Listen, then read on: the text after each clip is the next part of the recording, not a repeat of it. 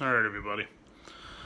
I'm back with another video, and it's another tribute video. I didn't think I'd be doing another one of these anytime soon, but I'm here with another one, and it's on Regis Philbin. He passed away earlier today at the age of 88 of natural causes. And if you turned on a television at any point during the past several decades, chances are you'd have seen Regis Philbin's face on it, be it either a guest on somebody's talk show, being interviewed, interviewing somebody else on his talk show that he had with Kelly Ripa, I believe, on ABC, or asking people, is that your final answer on Who Wants to Be a Millionaire? It's hard to believe that he's actually gone, but it's true, sadly. Regis Philbin, in my opinion, he was one of those guys who he was always around, and he was literally around for so long. But you look back and you think, I don't think he'll ever completely disappear from the pop culture landscape, or for that matter, the world, because he had been around for so long and he made that great of an impact in the business, as far as the entertainment business. But his trademarks included his New York accent, his excited manner, his irreverent ad-libbing, his overall wit, charm, and personality, and because he was a host who liked to improv, many Americans felt like they actually knew him. Like the favorite uncle who had a lot of stories that he wanted to tell, and everybody loved hearing about them. And when you saw him on holidays like Thanksgiving and or Christmas, you always wanted to hear more and more stories. And that in my opinion is what Regis Philbin was. I mean, he always had a wry smile on his face and a great story at the helm, and that not only carried over when he had his own talk show, but it would also carry over when he would be interviewed on other talk shows, like The Late Show with David Letterman, for example. Speaking of David Letterman, from having David Letterman constantly mock Regis Philbin's Christmas album that came out in September of 2005, I believe, relentlessly, I might add, to having Regis Philbin be spit on by Cosmo Kramer on an episode of Seinfeld. I don't remember what the name of it was, but you can look it up. He had no qualms about being the butt of a joke. I mean, he exuded the energy of a person who just knocked back about 20 cups of coffee. I mean, whenever he was on TV, he came to play, and he seemed to absolutely relish it and enjoy every second of it.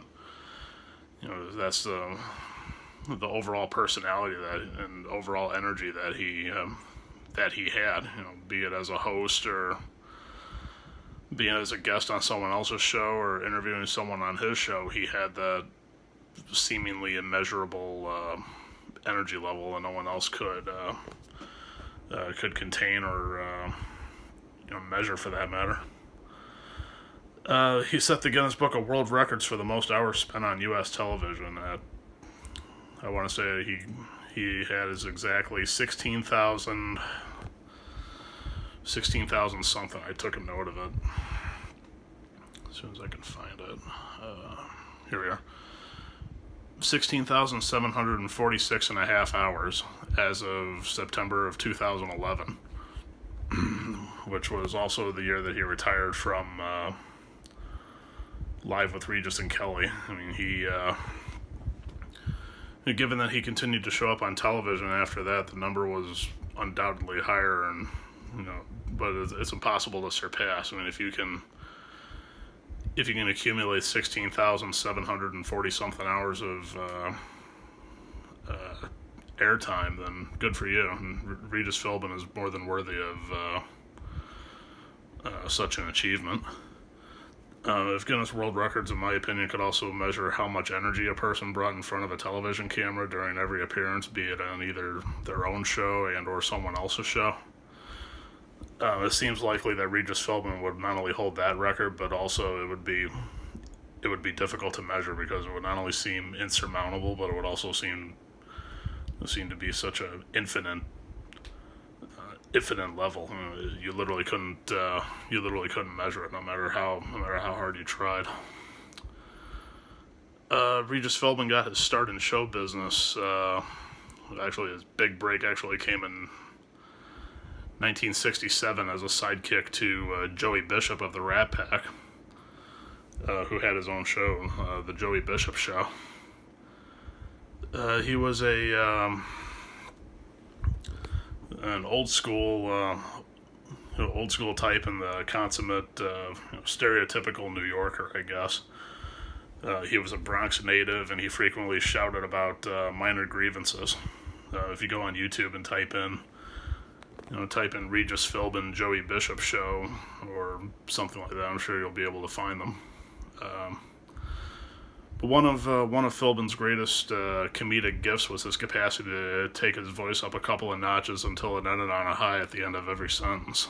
Whether he was just yucking it up as the guest on another show or yelling at his producer Michael Gelman.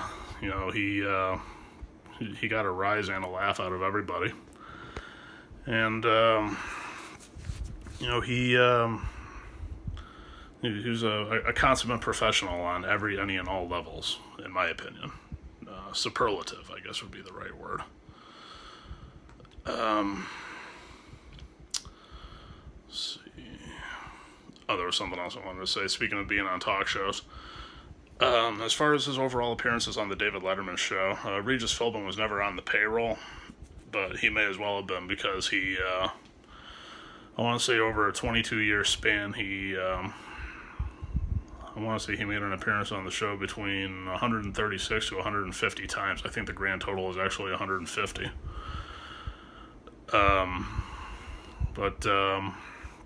Regis Philbin made a career out of being a TV host who made the rounds of every other talk show, especially with his appearances on David Letterman. And both guys were not only great friends, but also they were clearly cut from the same figure of cloth. Both guys like to speak extemporaneously on TV. They had that overall character and the energy that they exuded not only on television, they carried over into their real life friendship as well. Truly outspoken personalities, in my opinion.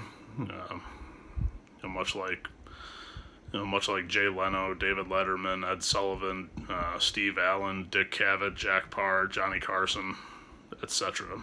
Regis Philbin, in my opinion, was, if I could sum up Regis Philbin in one word, I would say superlative. The highest degree. The highest degree, and also the epitome of talk show host. A true legend in my eyes. One of the greatest moments that I can recall from the David Letterman show, the Late Show with David Letterman. It was on the September 17th, 2001 episode of the Late Show with David Letterman. The show was on a week-long absence following the September 11th terrorist attacks. And Regis Philbin was the second guest on the show behind, let's say it was Dan Rather.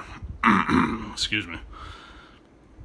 And Regis Philbin came in for comic relief in the form of a playful conversation where he and David Letterman rib one another.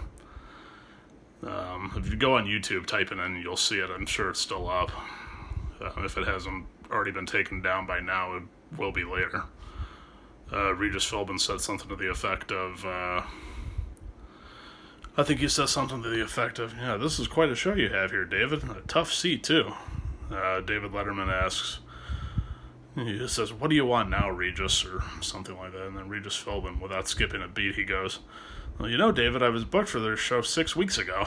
And overall, their exchange got a bunch of laughs, and both guys seemed to really, not only be happy with being able to verbally spar back and forth, but they were also happy to be back on television.